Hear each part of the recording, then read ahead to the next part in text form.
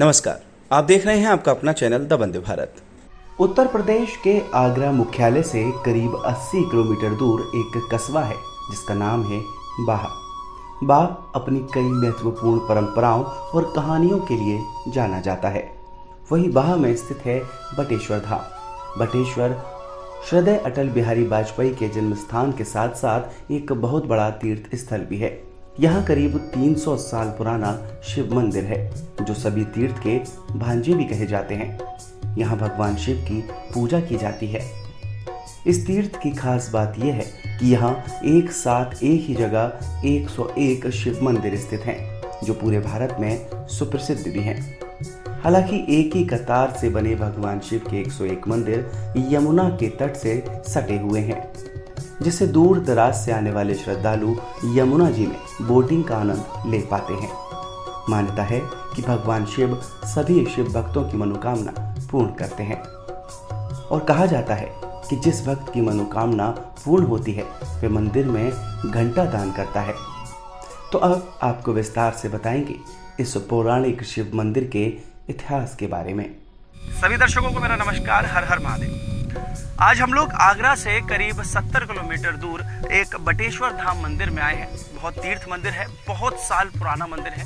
कहा जाता है कि ये जो मंदिर है बाबा बटेश्वर धाम, वो सभी तीर्थों के हिंदुस्तान में जितने भी तीर्थ हैं उनके भांजे कहे जाते हैं। इसलिए यहाँ पर सभी लोग जितने भी तीर्थ करते हैं, अगर यहाँ आपने दर्शन नहीं किया तो सारे आपके जो तीर्थ हैं वो व्यर्थ माने जाते हैं। बाबा बटेश्वर धाम भोलेनाथ की यहाँ प्रतिमाएं हैं। कहा जाता है कि लगभग 101 मंदिर बाबा भोलेनाथ के यहाँ पर स्थित हैं। एक बार अपने साथी कैमरा पर्सन से एक बार मैं कहूँगा कि एक बार आपको दृश्य जरूर दिखा दें। 101 मंदिर आपको धीरे धीरे नजर आएंगे। देखिए शुरुआत जहाँ से आपका जो ध्यान जा रहा है वहाँ से लेकर और लगातार आगे बढ़ते हुए मंदिर आएंगे, आपको लगातार मंदिर दिखाई देंगे। 101 मंदिर यहाँ पर बनाए गए हैं। देखिए ये मुख्य द्वार है, ये मुख्य मंदिर है जहाँ बाबा विश्वनाथ, बाबा काशी विश्वनाथ और बाबा भोलेनाथ यहाँ स्थित हैं। अब देखिए लगातार आपको दिखाई देंगे छोटे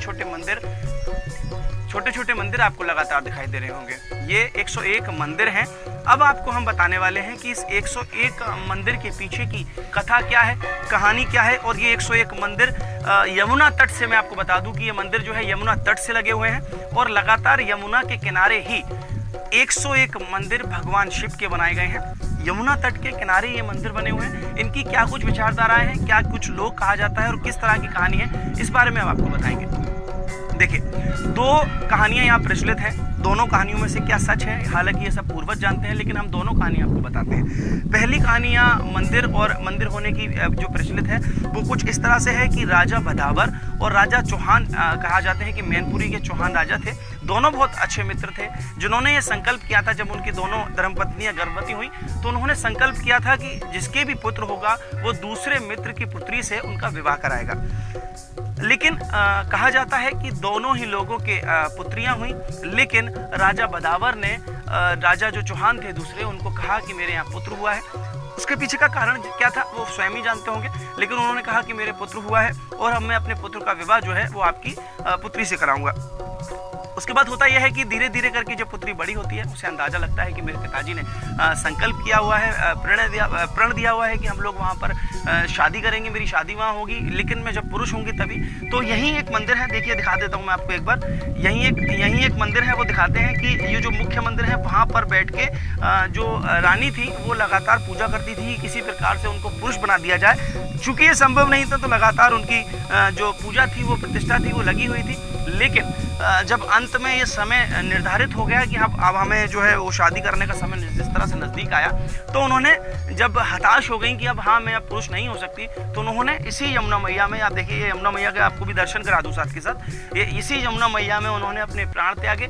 जैसे ही वो आत्महत्या करने के लिए अंदर गई तो भगवान शिव ने प्रकट हुए और उनको आशीर्वाद दिया कि आज से आप पुरुष हैं। इसीलिए दोनों की शादी संपन्न हो पाई और लगातार उन दोनों की शादी हुई। और इसी खुशी में राजा बदावर ने इसी खुशी में राजा बदावर ने जो है यहाँ पर 101 मंदिर लाइन से मंदिर बनवाए। अच्छा, एक और प्रचलित कहानी इसके पीछे है। कहा जाता है कि हिंदुस्तान में यही एक ऐसी जगह है जहाँ पर यमुना मैया की जो धारा है वो उल्टी बहती है। इसके पीछे का एक और कारण और एक और कहानी बताई जाती है कि राजा बदावर जब अकबर का यहाँ पर साम्राज्य हुआ करता था तो राजा बदावर उन्हें इनवाइट करने गए थे अपने यहाँ कि हमारे यहाँ आइए, शिकार पर आइए। लेकिन उन्होंने ये बताना भूल गए थे कि जब उन्हें आना होगा तो यमुना क्रॉस करके ही आना होगा उनको।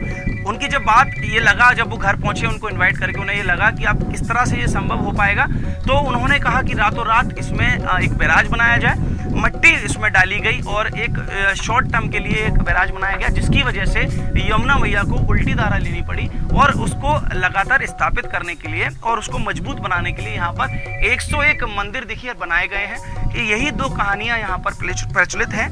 हालांकि बहुत दूर दराज से यहाँ पर लोग दर्शन करने के लिए आते हैं, भगवान शिव की आराधना करके सभी लोगों को उनके मन की, कहा जाता है कि यहाँ पर उनके मन की प्राप्ति होती है, सुकून मिलता है और जो भी मनोकामना यहाँ पर अपने श्रद्धा भाव से कोई मांगता है तो भगवान शिव उसकी जो प्रार्थना है, उसकी जो मनसा है उसको पूर्ण करते हैं, बशर्ते कि उसकी जो इच्छा शक्ति है, उसकी जो मन है वो साफ होना चाहिए।